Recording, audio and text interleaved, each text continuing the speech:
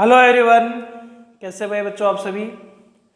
तो जो आज की क्लास में हम डिस्कशन करने वाले हैं रेन मैन प्रॉब्लम की, और हम बात करते हैं रिलेटिव वेलोसिटी ऑफ रेन की। हम बात करते हैं, हमने ये मान रखा है कि जो रेन है वो वर्टिकली डाउन में अपने पास गिर रही है, और एक जो मैन है वो हॉरिजॉन्टली क्या कर रहा है, वो जो मूव कर रहा है।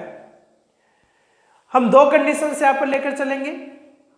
फर्स्ट कंडीशन में रेन जस्ट वर्टिकली डाउन में गिरता हो, बस जस्ट डाउन में वर्टिकली गिर रहा है।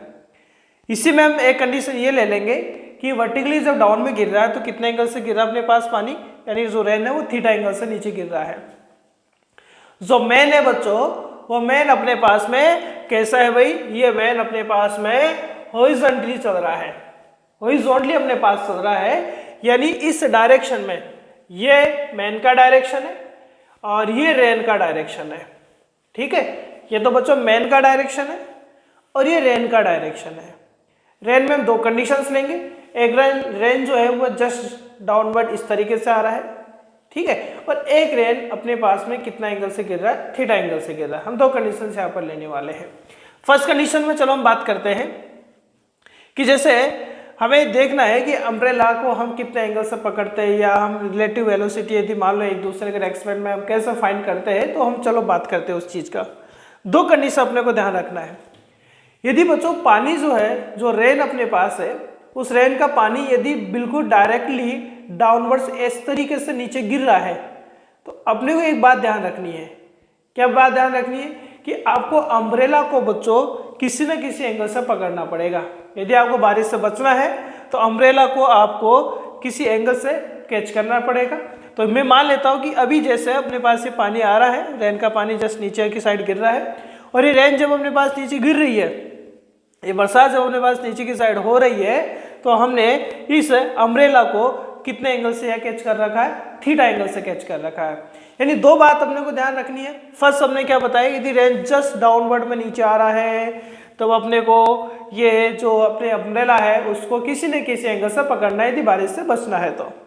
लेकिन यदि मान लो बच्चों ये बारिश हो रही है और ये बारिश वर्टिकल से अपने पास कितना एंगल बनाती हो रही है, थीटा एंगल बनाते हो रही है। कितना एंगल बनाते हो रही है, पानी की बूंदे थीटा एंगल बनाते हुए नीचे गिर रही है।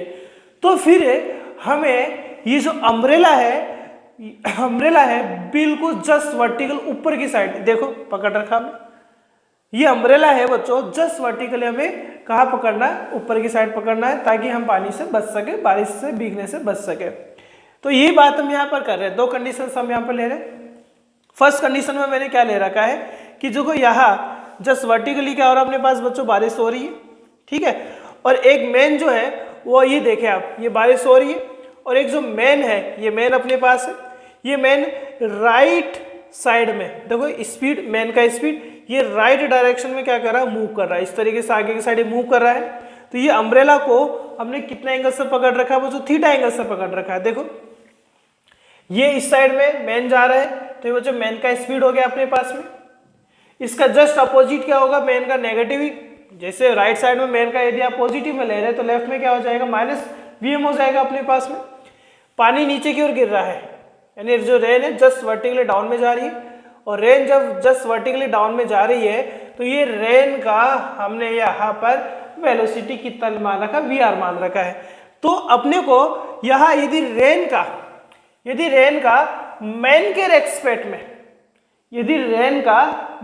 रेस्पेक्ट में रिलेटिव वेलोसिटी चाहिए, तो हम क्या करेंगे बच्चों, इस रेन के वेलोसिटी में से ये जो अपने पास मैन का वेलोसिटी उसको क्या कर देंगे बच्चों, माइनस कर देंगे हम।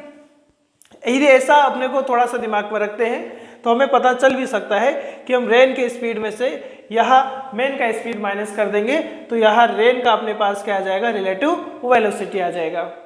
अब सपोज करें अपने को चलो मैग्नीट्यूड यदि फाइंड करना हो तो इजीली हम मैग्नीट्यूड पैरेललोग्राम मेथड का यूज करके भी फाइंड कर सकते हैं, या हम देखें मैग्नीट्यूड यदि आपको फाइंड करना है तो पैरेललोग्राम मेथड से यदि हम फाइंड करते हैं तो पैरेललोग्राम मेथड के बेसिस पर क्या होता है अपने पास में, Vr का स्क्वायर प्लस Vm का square plus 2Vr Vm cos 90 degree, और cos 90 डिग्री रहेगा, cos 90 का वैल्यू 0 रहेगा, तो ये अपने पास मैग्नीट्यूड आ जाएगा। यदि अपने को थीटा फाइंड करना है तो वही हम बच्चों पैरेललोग्राम मेथड का यहाँ यूज करेंगे। पैरेललोग्राम मेथड के बेसिस पर एंगल 90 होने की वजह से अपने पास फॉर्मूला क्या बनेगा अपने पास में y/x। कुछ बच्चों फॉर्मूला याद करते हैं पैरेललोग्राम मेथड में, डायरेक्शन tan इनवर्स क्या पढ़ा था, q sin theta p plus q cos theta. तो बच्चों यहाँ तो थीटा 90 है अपने पास में, थीटा क्या अपने पास 90 है, तो थीटा 90 रख देंगे, तो साइन 90 1 हो जाएगा, कोस 90 0, तो ओनली q अपॉन p यहाँ रहेगा।